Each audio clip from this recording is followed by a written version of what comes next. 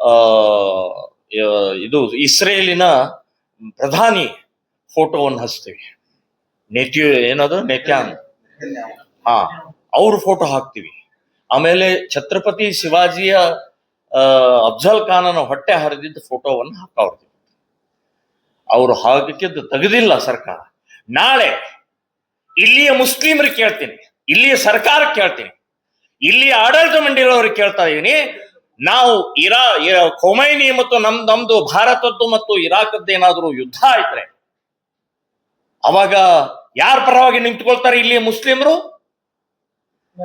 ಇವತ್ತು ಖೊಮೈನಿದು ಫೋಟೋ ಹಾಕಿದ್ದಾರೆ ಅಂತ ಅನ್ನುವಂಥದ್ದು ಒಂದು ಪ್ರಜ್ಞೆ ಮಾಡಬಾಯ್ ಪೊಲೀಸ್ ಡಿಪಾರ್ಟ್ಮೆಂಟ್ಗೆ. ಅದನ್ನ ತೆಗಿಬೇಕು ಅಂತ ಅನ್ನುವಂಥ ದೇಶದ್ರೋಹಿ ಕೃತ್ಯ ಅಂತ ಅನ್ನೋದು ಗೊತ್ತಾಗ್ತಾ ಇಲ್ಲ.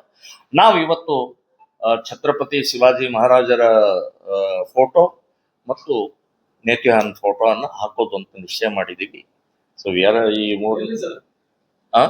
4-5 ಕಡೆ ಹಾಕ್ತಿವಿ. ಅದನ್ನ ನಾವು ನಿಶ್ಚಯ ಮಾಡ್ತೀವಿ. ಇವತ್ತೇ ಹಾಕ್ತೀವಿ, ಇವತ್ತ ಸಾಯಂಕಾಲ ಹಾಕೋಣ.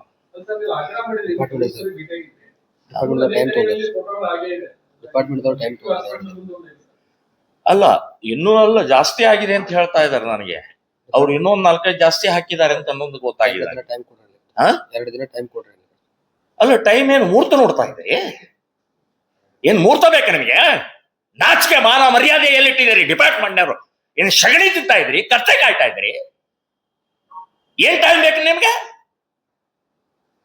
ಏನ್ರಿ ಎಂಥವ್ರ ದೇಶದ್ರೋಹಿಗಳನ್ನು ಬೆಳೆಸ್ತಾ ಇದ್ದಾರೆ. ನೀವು ಸಾಯೋದಲ್ದೆ ಈ ದೇಶವನ್ನು ಹಾಳು ಮಾಡ್ತಾ ಇದ್ದಾರಲ್ಲ. ನಾವು ಇದನ್ನು ಒಪ್ಕೊಳ್ಳೋಕೆ ಸಾಧ್ಯನೇ ಇಲ್ಲ.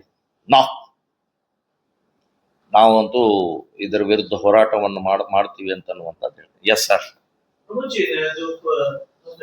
ಹಬ್ಬಗಳ ಟೈಮಲ್ಲಿ ಫ್ಲವರ್ ಸ್ಟಾಲ್ಸ್ ಹಂಚಿಸ್ತಿದ್ರು ಮುಂಚೆ.